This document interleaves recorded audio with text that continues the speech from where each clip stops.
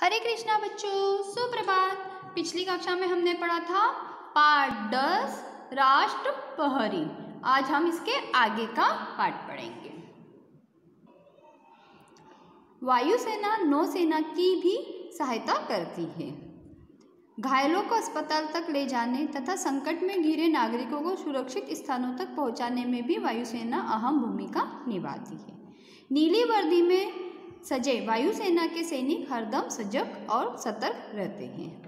हमारे देश की जल सेना देश के समुद्री तटों और समुद्री सीमाओं की रक्षा करती है। जल सैनिक समुद्री लड़ाई में कुशल होते हैं और जल की सतह और गहराई दोनों में प्रहार करने में सक्षम होते हैं। जल सेना के सैनिकों की वर्दी का रंग सफ़ेद होता है। जल सेना की का रंग कैसा होता है? सैनिकों का रंग, वर्दी का रंग कैसा होता है? सफ़ेद होता है। सेना के इन 3 प्रमुख अंगों की सहायता के लिए और भी महत्वपूर्ण इकाइयाँ होती हैं जो युद्ध के हथियार, विभिन्न उपकरण, दवाइयाँ, कपड़े आदि एक स्थान से दूसरे स्थान तक भेजती है। युद्ध के समय इनकी चुस्ती और फुर्ती देखते ही बनती है। सेना को ये किसी तरह की कोई कमी महसूस नहीं होने देती। एक अच्छे सैनिक के गुण हैं देशभक्ति, सजगता, साहस, धैर्य और अनुशासन। भारतीय सैनिकों में ये गुण कूट कूट कर भरे हैं।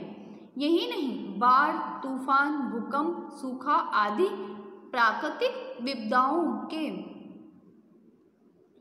समय वे जिस प्रकार जनता की सहायता करते हैं, इससे उनकी सेना भावना का भी परिचय मिलता है। थल सेना, वायु सेना और जल सेना, इन तीनों के अंगों के अपने अपने प्रशिक्षण विद्यालय हैं जहां देश के कठोर अनुशासन के वातावरण में प्रशिक्षित होकर ये युवक और युवतियां हमारे देश की सेनाओं का गौरव बढ़ाते हैं। भारतीय सेनाएं सभी प्रकार की परिस्थितियों से निपटने का साहस रखती है। हमारे देश के राष्ट्रपति सेना के तीनों अंगों के सर्वोच्च अध्यक्ष हैं। प्रतिवर्ष भारत सरकार वीरतापूर्ण और साहसिक कार्यों के लिए सैनिकों को विशिष्ट पदकों से सम्मानित करती है। केवल पुरुष ही नहीं, महिलाएं भी सेना के विभिन्न पदों पर कार्यरत है। यह हमारे लिए गर्व की बात है। अभिषेक पुस्तक पर हाथ रखते हुए कुछ सोचने लगा। उसकी आंखों के सामने 26 जनवरी गणतंत्र दिवस का वह दृश्य घूमने लगा जिसमें वह भी सैनिक वर्दी पहने राष्ट्रपति को सलामी दे रहा है। पाठ का संदेश है, हमें अपने देश के सैनिकों पर गर्व होना चाहिए। बच्चों, आपको ये पाठ कैसा लगा? अच्छा लगा ना? आपको ये पाठ पढ़ना है और समझना है। अब हम इसके शब्दार्थ पढ़ेंगे और इसके प्रश्नोत्तर का अभ्यास करेंगे। निकालिए शब्दार्थ। शब्द अर्थ: टुकड़ी, सैनिकों का छोटा दल। सुरक्षा, रक्षा। वर्दी, विशेष पहनावा, यूनिफॉर्म। सतर्क, सचेत, सावधान। धैर्य, सब्र, सर्वोच्च, सबसे बड़ा। संकल्प, दृढ़ निश्चय। साहस, हिम्मत। विपदा, विपत्ति, बड़ी परेशानी। दायित्व, जिम्मेदारी। प्रशिक्षित, जिसे नियमित रूप से ट्रेनिंग मिली हो। दिए गए वाक्यों में सही या गलत का निशान लगाइए। अभिषेक टेलीविजन पर 15 अगस्त की परेड देख रहा था। गलत। अभिषेक ने पंचतंत्र तंत्र की किताब ली। गलत। भारतीय सेना के 3 अंग होते हैं। सही। जल सेना समुद्री तटों व समुद्री सीमाओं की रक्षा करती है। सही। वायुसेना की वर्दी का रंग सफ़ेद होता है। गलत।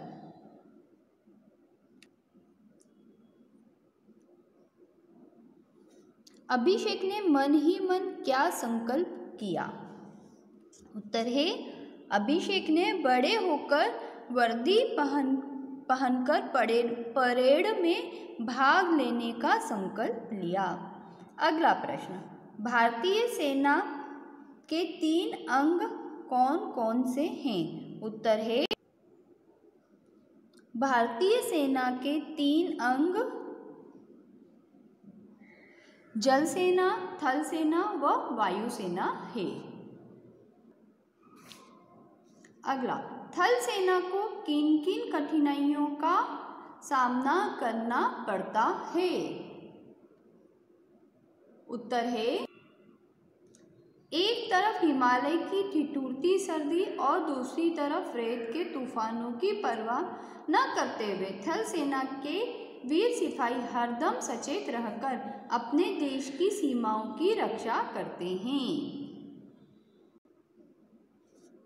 एक अच्छे सैनिक के अंदर कौन कौन से गुण होते हैं?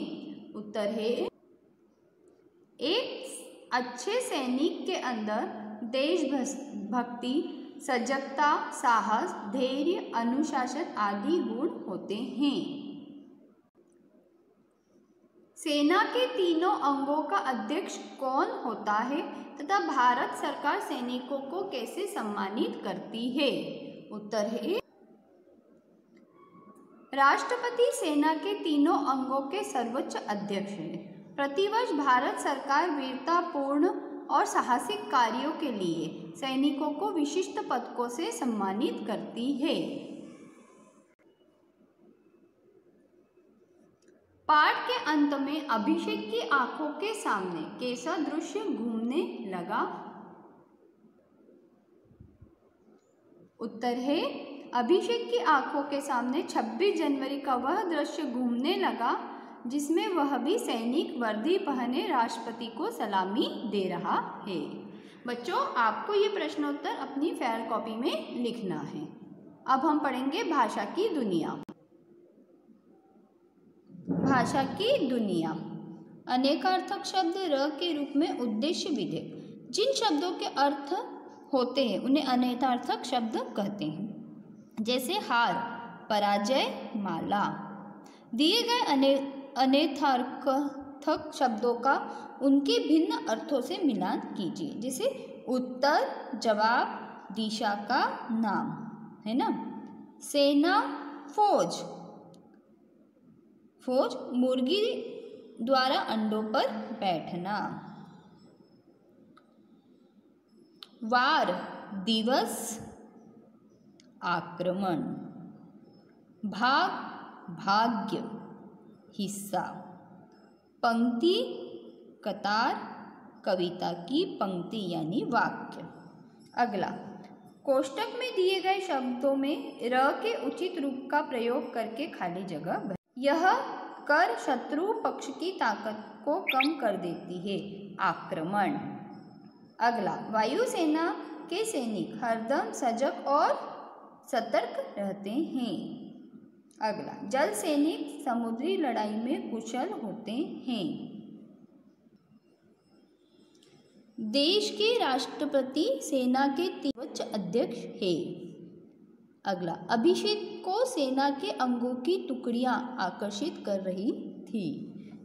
अगला, वाक्य के 2 अंग होते हैं, उद्देश्य और विधेय। जिसके बारे में कुछ कहा जाए उसे उद्देश्य कहते हैं तथा उद्देश्य के विषय में जो कुछ कहा जाए उसे विधेय कहते हैं। जैसे राहुल खेल रहा है, इस वाक्य में राहुल उद्देश्य है तथा खेल रहा है विधेय है।